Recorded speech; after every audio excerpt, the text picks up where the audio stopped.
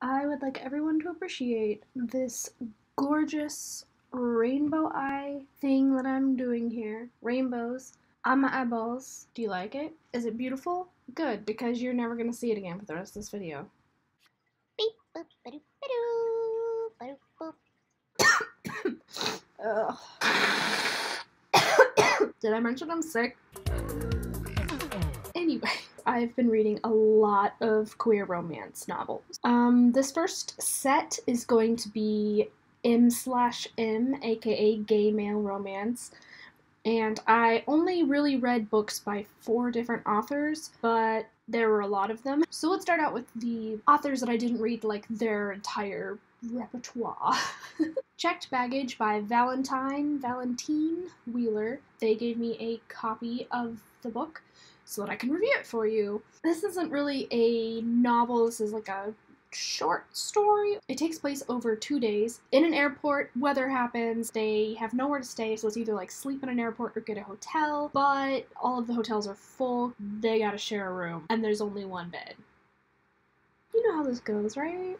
You've read these books. This one I really liked because it is set in another country during America's Thanksgiving. So, and the country that they're in is Lebanon, which is a country that I don't know anything about. So it was really interesting getting to like be in that country for a little while. Though the story mostly revolves around the guys and their identities, especially with their like families and their culture. So that part was really interesting, but for the most part, we don't really get to know these guys very well because the book only takes place in like one night. So it was a really sweet little fun read and I enjoyed it. It was a nice way to spend like a half hour. I did read one book that was gay romance that I really didn't like at all. It's called The Protector by Cooper West. It's werewolves, so you'd think I would love it because gay werewolves are my jam. But this one was weird. There were so many like two-dimensional characters just everywhere and none of them had any personalities and there was no chemistry between the guys. They were just like, we're mates now, so let's just fuck. And then there was nothing happening. Like, they didn't really have a relationship. And I guess their relationship happened later, but like,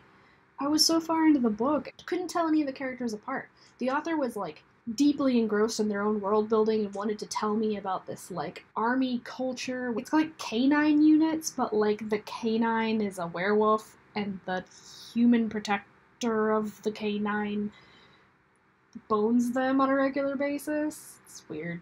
So they spent so much time like explaining this really complicated world to me and I'm just like, I don't care. Show me the characters. I'm here for the romance. So yeah, I didn't get very far into that. After they had just like pointless sex and then ran away from each other because, oh, you're my mate, but I don't know you, but I don't know how to feel. I was like, alright, I know where this book is going. I've read these books before and these characters don't have any personalities, so why am I here? So I talked about R. Cooper for a solid 20 minutes, and I've decided to make that its own video because it got out of control. And I mean, I did read like 6 of her books or something like that this year, so it's not unreasonable, but it's also very unreasonable. So we're gonna skip ahead and go to the other 2 authors that I wanted to talk about in this video. Also, I got Pokemon Let's Go, and I'm obsessed. There's a book called Leo something Aries. Leo Loves Aries. So there's an author who has this like series of books that are all based on zodiacs. I'm looking up her name. Anita Sunday, but Anita has a Y in it. And she has this whole series where she pairs 2 zodiac signs together. And so all the titles are like sign, verb, sign. So I don't know what they are. It's like Leo. This one's Leo Loves Aries, but there's like Taurus hates Pisces, Libra fucks Capricorn. I don't know. They're a whole series. I have read 1.5. I read Leo Loves Aries and I fell in love with it. It was great and it was fun. The guys in it have great banter. There's like the Leo character is really silly and just like flamboyant. Like the guy has a blind sister that he's taking care of and I feel like her representation is done very well. The other guy is really, he's a professor and he's very like, you need to eat vegetables and clean your house, and it's just, it's sweet. I loved it. It was a lot of fun.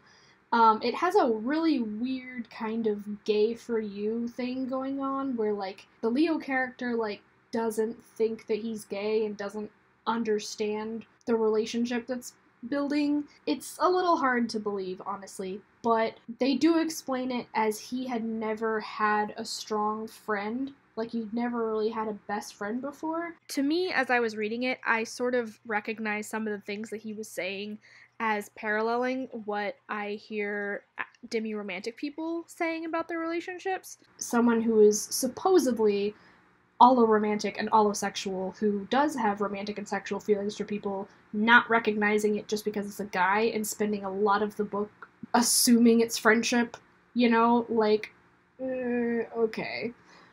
It would have been better for the author to just have written him as, like, you know, I don't experience romantic and sexual attraction to people very often, and it takes me a long time to experience that, and so he operates in life looking for friends, and then is totally blindsided whenever he ends up being romantically and sexually attracted to this guy.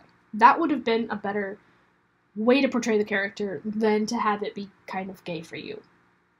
So I loved that book, and then I started reading one of the other ones in the series.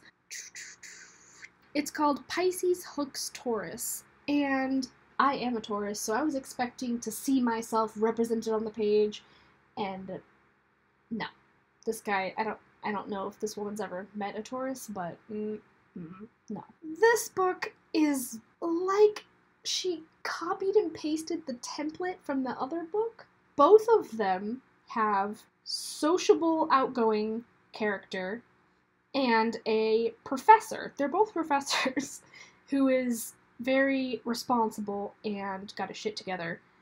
And circumstances lead those two characters to being roommates. And one of those characters is gay, and the other one doesn't think he is. And as part of their relationship, cooking together is one of the, like, bonding romantic activities that they have. So I'm reading these and I'm just like, I've read this book before. They almost have the exact same personalities. There's one who's very charismatic and, like, you know, outgoing and everything, and then the other one is very studious. And he's a professor, and they happen to move in together. Like, come on. Like, that's... Yeah, so I got, like, halfway through the Pisces and Taurus book, and I don't know if I want to finish it or even finish the series, because I've read this book. It's weird that they're, like, the same book. It's not fun. I feel like I already know what's gonna happen because I read the other one, you know? Like, she's gonna follow the same pattern, just like, because so far, I'm like, I don't know what percentage in, probably like a third of the way through, and it's identical. It's just annoying. So my suggestion would be, if that sounds intriguing to you, read one of the books in the series and don't read the rest, and you won't notice anything. Okay, now that I've recorded for 100 million years, my very last one I'm going to talk about is Leah Cooper. I don't know why the two gay male werewolf novelists that I love both have the last name Cooper, but they do. I finally finished Vapor Trail. I do not know why. It took me a year and a half to read that book. I would like read it, and I'd get so into it for like hours of reading, and then I would just like get distracted, do other things, and then I would just never come back to it. And then when I finally did, I would read it again for like a whole evening, and then I would drift away again. I don't know why. It's a great book, honestly. Her books are not necessarily, in my opinion, romance novels. They are like detective mystery thrillers that feature gay men characters, and there's a romantic subplot. Like, that distinction is important to me, I feel like, because if you want a warm, fuzzy book that's going to just like, oh my gosh, this is so beautiful, feelings, then you're going to want to read R. Cooper. If you want a really compelling, like, mystery plot and want to read awesome gay men, you want Leah Cooper. The focus of the story just isn't the same.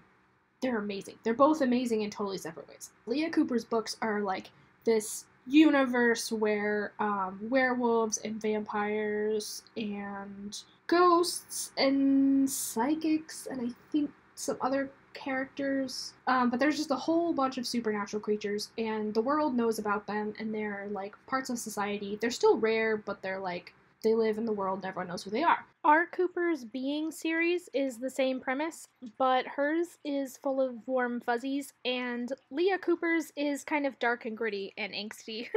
So it focuses on like this werewolf detective and like a mage detective for the first book, and then this series, Vapor Trail, has a human detective and a werewolf detective, and she also has like yeah, so they're all in the same city in the same world. The mysteries are like amazing. They're they're like super gripping and awesome and cool. Like this one is called Vapor Trail because it's about this like wizard kid who can like do magic with smoke. So like he carries a vape around, and then whenever he like does his magic, he uses the smoke with like herbs and like witchcraft to like do stuff to people, and it's like really cool the way it's written. And like they go to like a hookah bar where everyone is doing this like kind of smoke magic, I guess. It's like really interesting.